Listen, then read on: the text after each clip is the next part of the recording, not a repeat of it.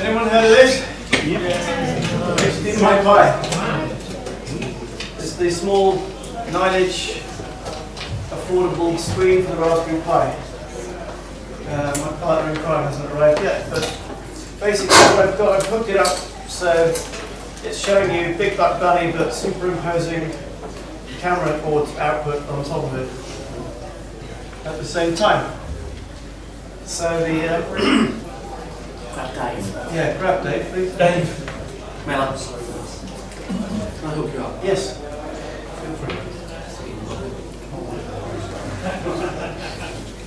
Here comes the plug. Right. Promotional t-shirts.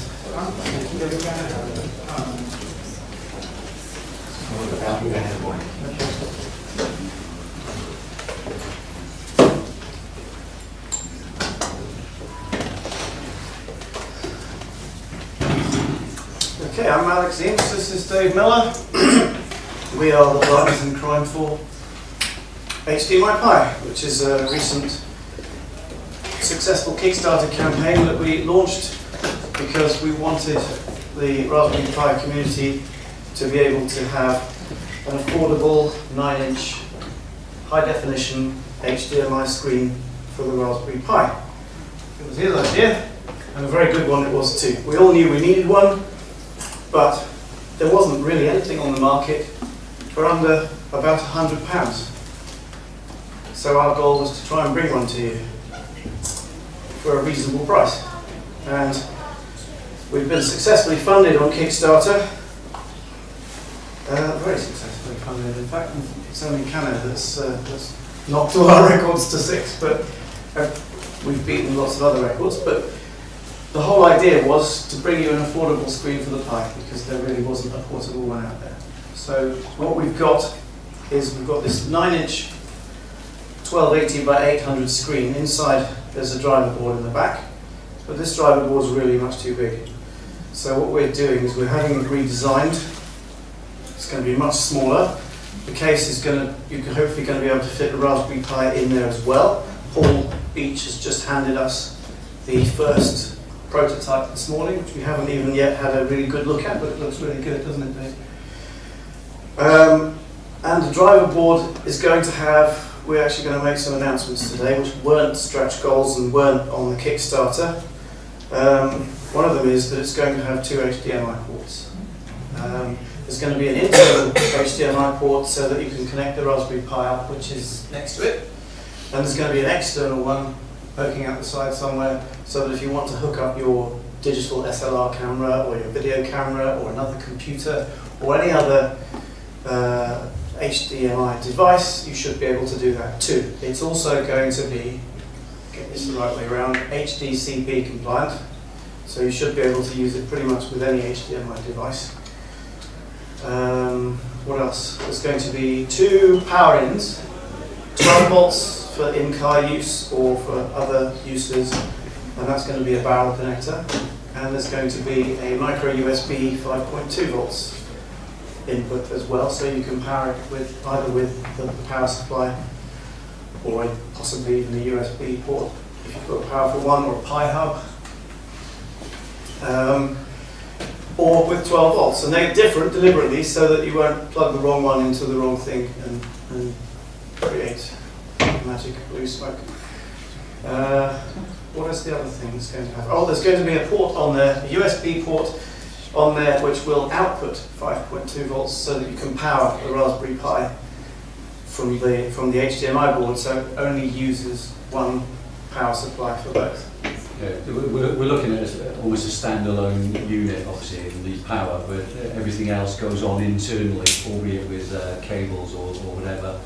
The layouts of the back of the board, we'll have the Pi on the left-hand side. So we're looking at the Pi being here. We're looking at the GPIO being down in this corner, so you can still connect up to it, you can still bring off activities or whatever you want to bring off. The driver board will be probably a third this side and will be rectangular and just sit alongside the bottom edge. And then what we're thinking is possibly maybe a naked Pi hub, just PCB only, up here, so you've got more ports if you need them. Whether we'll redesign that to be a nice square one with the ports all on one side, we'll have to wait and see. But in terms of the configuration, you should be able to get everything on the back of that screen. And the way that Paul Beach has done the actual surround, it becomes, okay, it's a thick tablet, but it becomes almost a tablet at that point.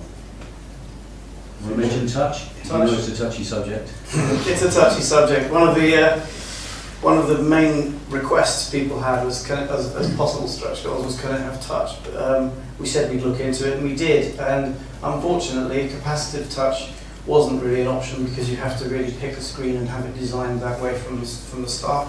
Resistive touch still could be an option. Dave sourced an extra overlay that you can put on.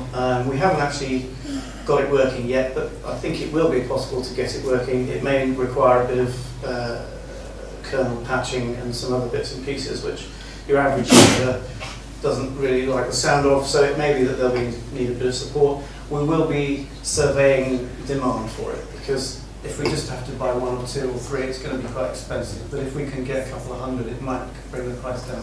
But Evan at the foundation said they support the Linux side, the ARM 6 chip and everything that's got to come in between the touchscreen and the two. So we will get support from that side of things if we do go forward. So everybody will be able to use it if it goes there.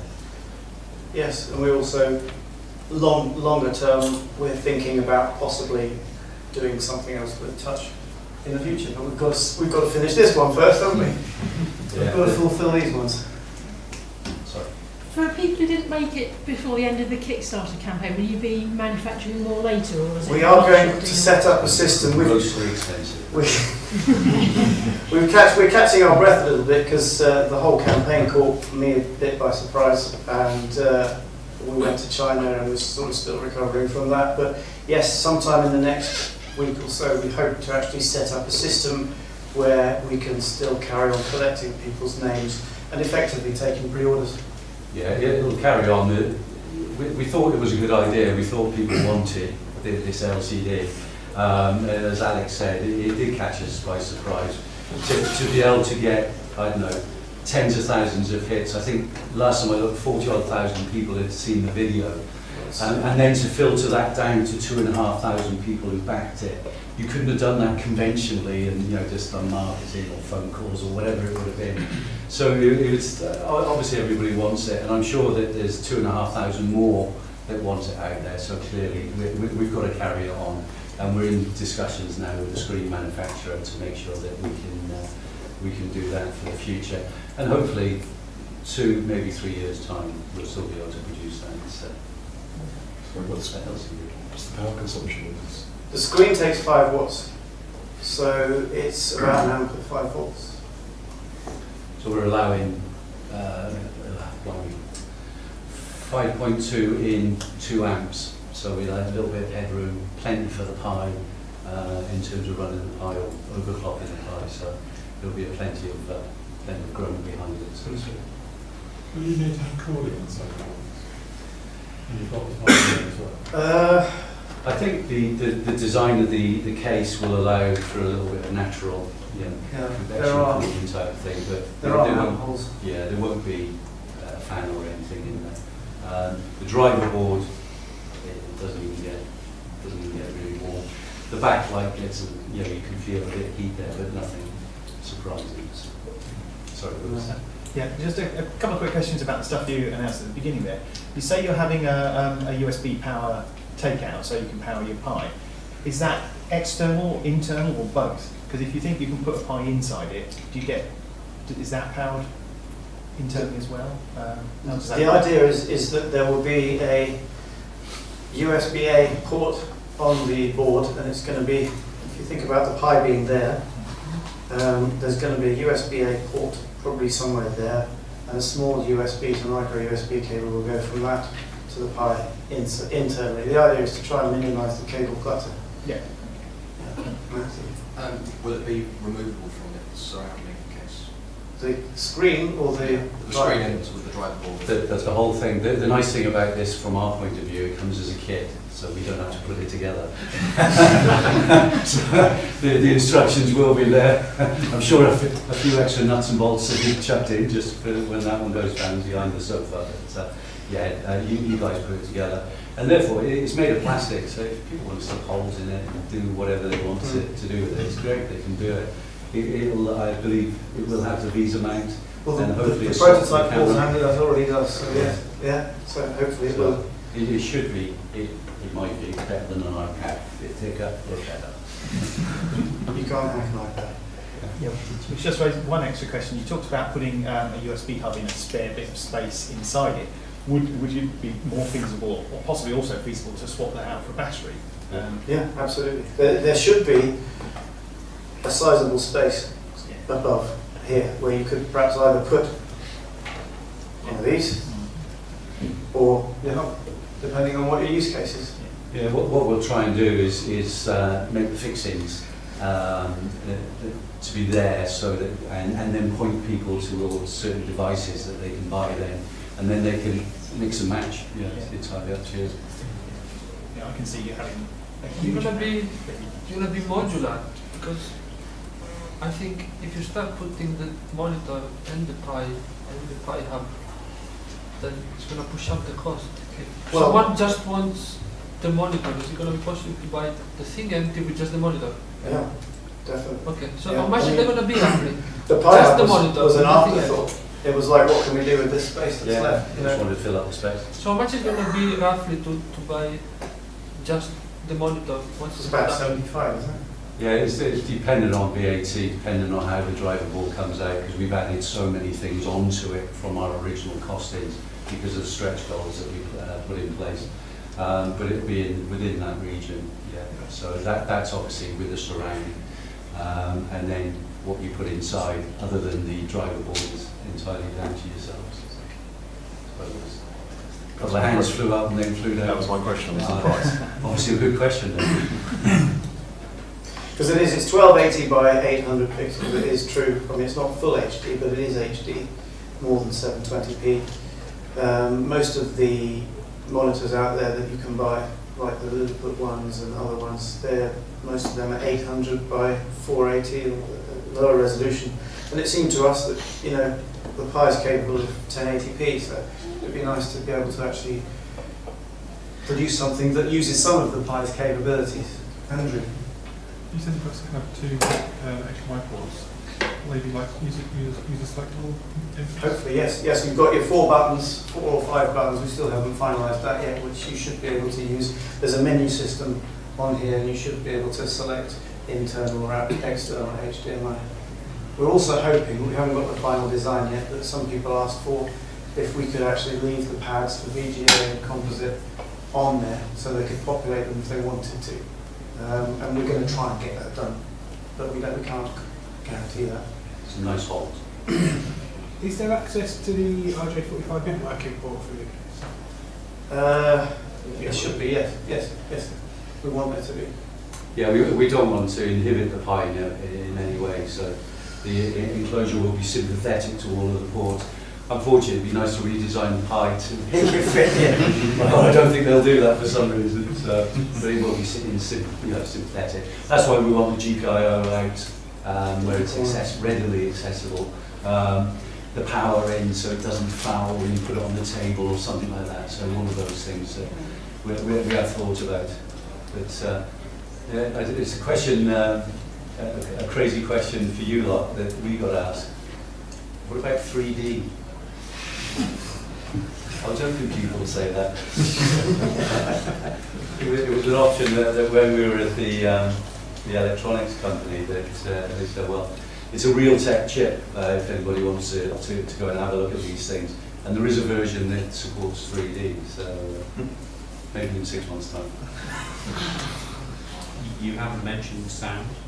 There is going to be sound. It's going to be broken out to a stereo 3.5mm socket.